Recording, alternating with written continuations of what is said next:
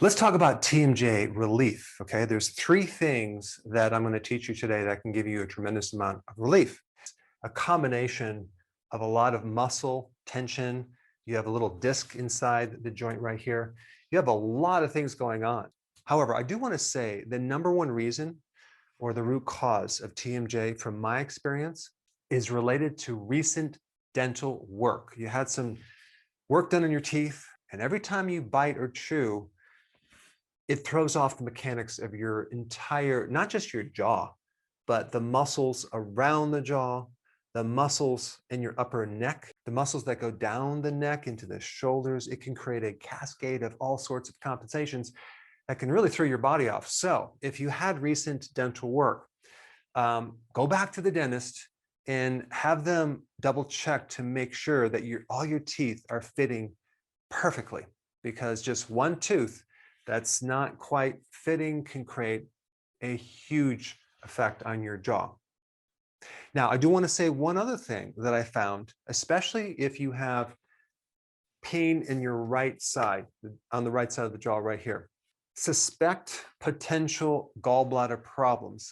Why? Because the gallbladder, being underneath the right rib cage, is very close to the diaphragm, and there's a nerve in the diaphragm that, if irritated, if the gallbladder is a little bit swollen, can activate this nerve, which goes right up through here to your neck, and the acupressure meridian system as well can cross over and cause pain in your right jaw.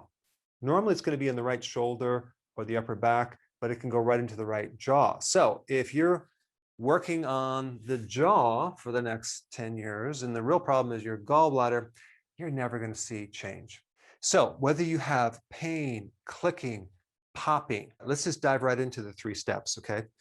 The first step is you're going to be first locating which side it hurts the most, okay? Let's say, for example, it's the left side right through in here, and it hurts right in this articulation right here. What you want to do is you want to massage, okay, the opposite side on the muscles, okay? And you're going to be basically working around the joint. So if it hurts on this side right here, don't massage on that side, work on the opposite side. And so you're going to basically rub right above the TMJ joint right through in here, and just going to massage that really good.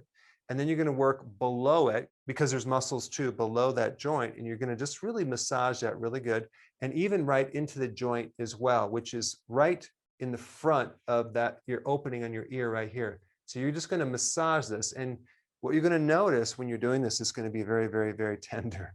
Like most people haven't realized how tender it is on the opposite side where you hurt. You start massaging this area right through in here, up into your skull, right through in here, down through here, and it's going to bring relief to this side. So that's number 1. All right, step 2, okay, and this is probably going to give you the most relief.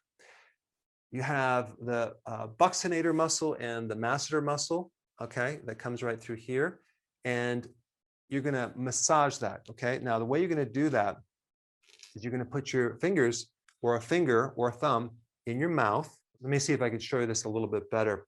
When you put a finger up into your inside of your cheek on this side, what you want to do is you want to come up a little high, okay? It's called superior. You want to press up in here and press outward right through in here, okay? Then you're going to angle it to the mid part and press outward right here. And then you're going to angle it a little lower and press outward right here. So we're going on the inside of the mouth and the outside of the teeth, okay, behind a few big muscles, and we're going to gently press up and out. So that would be step 2, okay? So we're working on the main muscles that cause your jaw to shut, and we're stretching them a bit to create more space in your jaw. That alone will probably make you feel really good. Okay, that's step 2. And then number 3, we're going to exercise the opposing jaw closing muscles. The great majority of the strength of your jaw is in the closing action, not opening your mouth, okay? And so you spend a lot of time clenching or closing. So those muscles a lot of times are overbalanced, and to the point where they can create pain in your joints. For this exercise, you want to work on the opposing muscles, the muscles that open your mouth, okay? So the way you're going to do this is you're going to just keep your mouth shut, okay? And you're going to hold your chin and you're going to try to open your mouth like this. And you'll do like 3 sets of 10, okay? Now, of course, if you do this in public, don't mention my name because it looks kind of funny when you're doing this. But you're just strengthening the opposing muscles that have been overworked. Again, giving your jaw muscle a chance to balance itself out.